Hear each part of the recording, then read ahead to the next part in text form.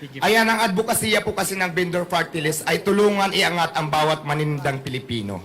So, yun po. Magtatayo kami ng kooperatiba para na kung saan mas hindi mahirapan lumapit yung bawat maninindang Pilipino. Tapos, mayroon din kaming gagawin mga advokasya namin na yung mga vendors na kailangan natin iayos, lalo na po katulad sa akin, dati lang po ako street vendors, doon po, yun po ang isa sa mga tututukan ko din para po yung walang mga pwesto, pwede natin tulungan para magkaroon ng mga pwesto, abot lang din sa kanilang makakaya. So, ganon. Sino pa po? Meron pa magtatanong? Wala na. Sa ABS-CBN po may magtatanong. Ay, magandang hapon, Diwata. Sino yung first three nominees ninyo? Ayan, yung first three nominees po namin, kasama ko sila, nandyan sila ngayon. Binanggit ko kanina, si Tita Malulipana, Sir Lawrence Pisigan, at saka si Ma'am Cheryl. So, sila po yung Okay. tatlo. Oo, bakit ikaw yung mas pinagsalita nila ngayon? Kasi alam ko din naman na mas marami magtatanong pag nandito para sa akin. Kaya ako yung umakyat talaga. Nag-voluntary para umakyat dito na ako na lang yung magsalita. Okay. Tapos isa na lang, Diwata, yung vendors party list, kapag nangyari na natuloy sa Kamara, ano specifically yung isusulong yung panukalang batas? Kasi marami ng party list groups ang nagre-represent sa mga maralita, sa mga mabababa na mga ang trabaho o ang kabuhayan, ika nga. Ayan, ang mga batas na tulad ng sinabi ko kanina, na magkaroon, kasi di ba sa dami ng party list, pero wala pa po kasi nagre-represent ng vendor party list. Nandito kami ngayon para maging boses sa lahat po ng mga vendors, para tulungan po, magtulong-tulong kami para may angat po ang mga vendors sa buong Pilipinas. Okay. Meron pa pong magtatanong? Robert Mano? Teleradyo po yan, Mr. Diwata. Hi sir, magandang hapon.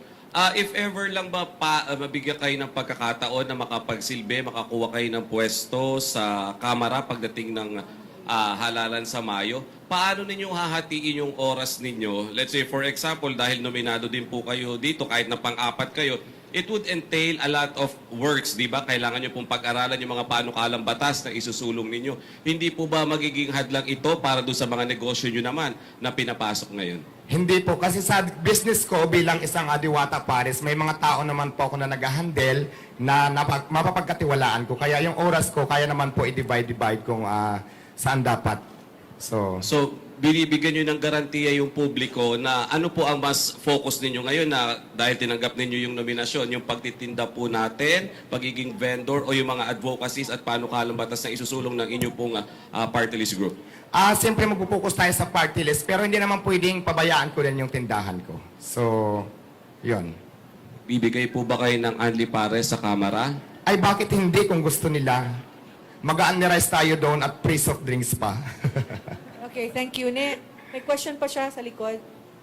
Thank you. Hello po, good afternoon. Since kayo po yung fourth nominee ng Vendors Party List, ano po yung nag-udyok sa inyo para sumabak po dito po sa party list and sa... Ayan, ma'am, base kasi sa mga karanasan ko, siguro naman maraming nakakakita dito sa social media kung paano ako may paglaban bilang isang vendors. Noong nakilala ko po si Vendor Party List, talagang hindi ako nag-atubili na sumama sa kanila para ipaglaban ang karapatan ng bawat maninindang Pilipino na ang intensyon lang naman namin ay mabuhay ng patas na ito lang yung kaya namin gawin. So yun po, maraming salamat. Thank you. Please. Sir, good afternoon po. Amor Santos po from Newswatch. Sir, ano po sa tingin niyo yung magiging bentahe po ninyo sa pagtakbo ninyo sa halalan? Considering na tama po ba, first time po ninyo nasasabang Yes, politika? first time po. Ano po yung parang mai-offer nyo na bago sa publiko para makumbinsi po sila na bumoto para sa vendors party list? Ayan po, kasi ang advocacy talaga ng vendor party list para po sa lahat ng vendors, para nga tulungan yung mga vendors, yung mga nagtitinda, kasi di ba pag vendors tayo, importante talaga yung puhunan. Hindi kasi makapagtinda kung wala kang puhunan. Isa pa yan sa mga advokasya namin na dapat namin gawin pag binigyan kami ng pagkakataon para makaupo dyan sa pwesto. So, yun po.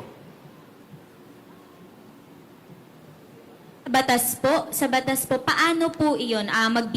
Gusto niyo pong magkaroon ng batas na magbibigay ng puhunan po sa mga vendors? Paano po ba yung specific yung sa bill? batas kasi, ito kasi yung dapat bilang isang vendor talaga kasi naranasan ko talaga kung paano talaga makipaglaban sa mga, di ba, nakiklearing tayo. Ang batas na gusto kong gawin, tapos lalong-lalo na po yung sa karanasan ko din na medyo yung permit medyo napakahirap, yun kasi ang naisip ko. Gusto ko mag-implement ako ng batas sa pag-aralan na para mas mapadali. At susunod tayo sa batas talaga, pero yung hindi mahihirapan yung bawat maninindang Pilipino na kagaya lang naman sa akin, mga small business lamang po kung tawagin. So parang ganun po yung naisip ko. Tapos yung tulungan yung mga vendors na, di ba, yung iba sabi ko nga, yung mga nasa kalsada, ayusin natin na hindi naman dapat yung basta na lang kukunin yung mga paninda, di ba? Kasi lahat naman yan pinaghirapan, yung iba niya inutang pa yung puhunan. Isa pa yan sa mga naisip ko na gagawin ko para makatulong sa bawat manindang Pilipino. Okay, thank you. Last question, please. Sige, ha. Yung nasa dulo na girl. Papas lang po ng microphone. Question lang po, paano niyo po nakilala ang vendors party list? At kayo po ba ay voluntary na sumama po na maging fourth nominee or inimbitahan po kayo? Voluntary po akong sumama kasi last year ko pa silang nakilala, tapos yun nga napag-usapan namin regarding sa vendors. Ako mismo yung voluntary sumama kasi gusto ko din talaga, tulad ng sinabi ko kanina, na magkaroon ng boses yung bawat maninindang Pilipino para ipaglaban din naman yung karapatan ng bawat manininda. Kaya po sumama ako ng kusa sa kanila para mag-volunteer. So yun po, ma'am. Maraming salamat. Maraming salamat. Okay, sino pa po? Sir, isang question lang. Can you tell us ng background lang po ng vendors party list? Kailan po siya finorm? Ayan, yung vendor party list po, Samahan ng Manindang Pilipino. Nag-umpisa ito nung June 24, 2022. Tapos na-register namin ito nung January 10, 2024. So, yun. Doon po nabuo ang samahan namin.